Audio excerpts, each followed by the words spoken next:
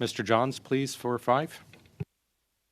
Yeah, so I'm going to stay on that actually. Mr. Wheeler, I think Ms. Vignola asked some pretty direct questions there, and I guess my question is, do you believe that Canadians deserve more transparency about the activities and expenses of the Office of the Governor General, and if so, how might that be achieved? Thank you very much, Mr. Chair, and thank you to the honourable member for the question.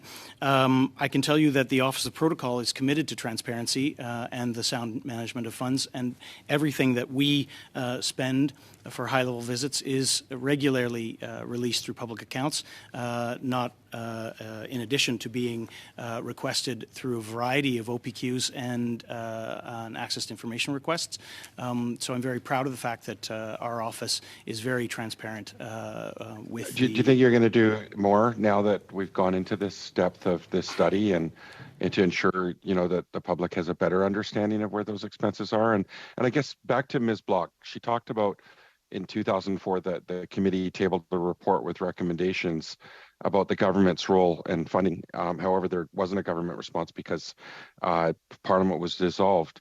I know you didn't read the report, but do you think there's value for this committee in re-examining this issue to make recommendations that reflect Canadians' expectations 2 decades later? Or has anyone there read the report and maybe wants to respond? Mr. Chair, Mr. Johns, I think, as I mentioned to Ms. Block, we will be going back to that report from 2004 to look at those recommendations. But what I wanted to talk about is that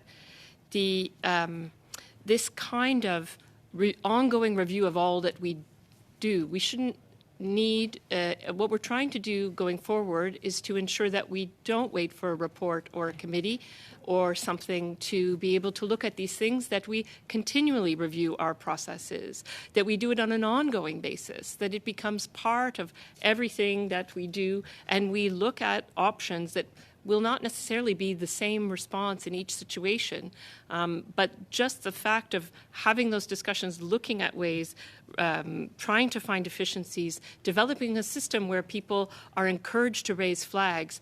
This is all what we are committed to doing going forward. I appreciate that, and that's the answer we're